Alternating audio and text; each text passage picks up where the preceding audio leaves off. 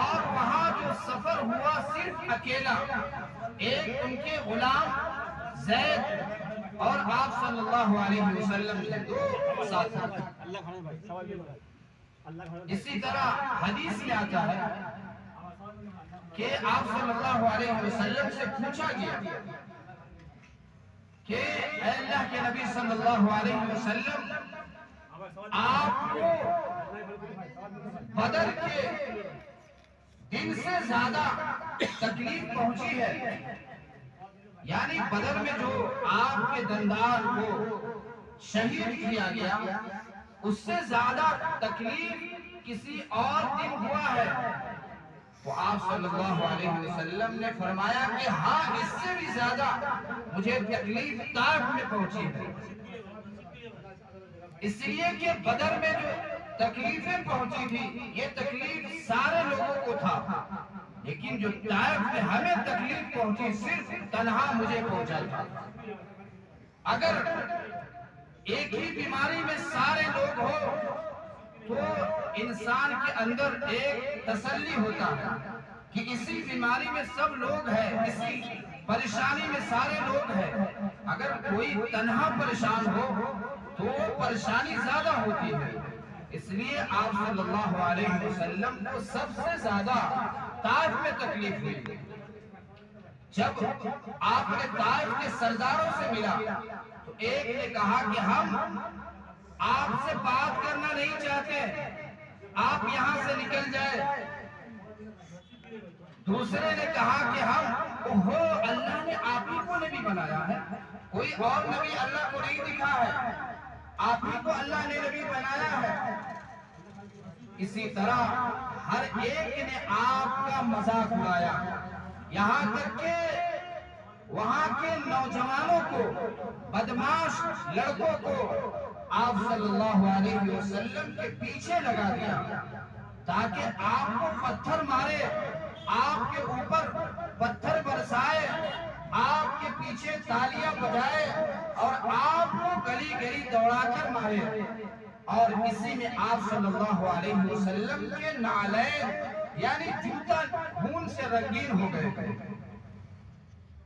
یہ اتنا جو دونوں جہاں کا بادشاہ، یہاں کے بھی اور وہاں کے بھی سردار، ان کا حال یہ ہے، فوراً فرشتے نے آ کر سلام کیا اور کہا کہ اے اللہ کے نبی، اگر آپ حکم دے تو پہاڑوں کے فرشتے ہمارے سامنے ہیں، آپ اگر حکم دے تو یہ دونوں پہاڑوں کو ملا کر بیچ میں اس کو ختم کر دے۔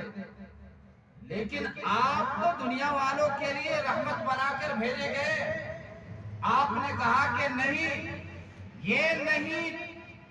یہ لوگ ایمان نہ لائے، ہو سکتا ہے کہ اگر اس کی نسل میں کوئی ایمان لے آئے۔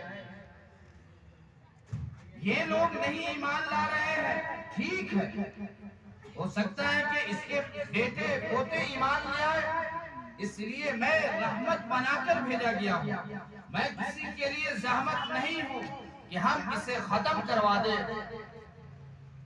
آپ صلی اللہ علیہ وسلم اسی خون کی حالت میں بے ہوش ہو گئے۔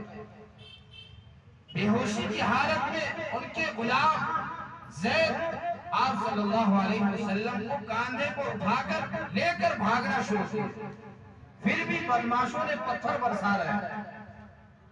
اب ان کو کہیں پناہ کی جگہ نہیں ملی، انہوں نے دیکھا ایک انگور کے باغ میں داخل ہو گئے، ان کو کہیں جگہ نہیں ملا، اس میں داخل ہو گئے، اس میں گھس گئے، اور وہ باغ بھی بہت بڑا دشمن کا تھا، وہ بہت بڑے دشمن کا باغ تھا۔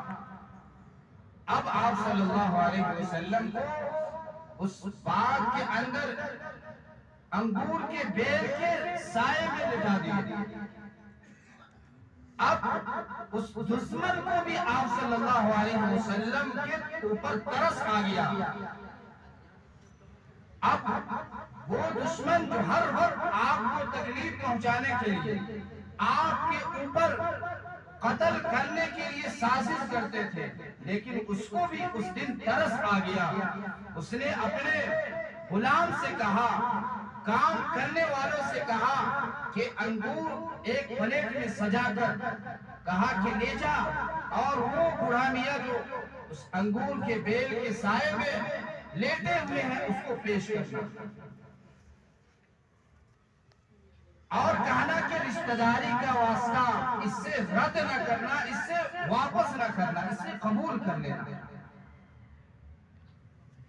اب یہ لے کر آپ صلی اللہ علیہ وسلم کے پاس گئے، آپ نے اس میں سے ایک انگور اٹھا کر کھانا شروع کیا۔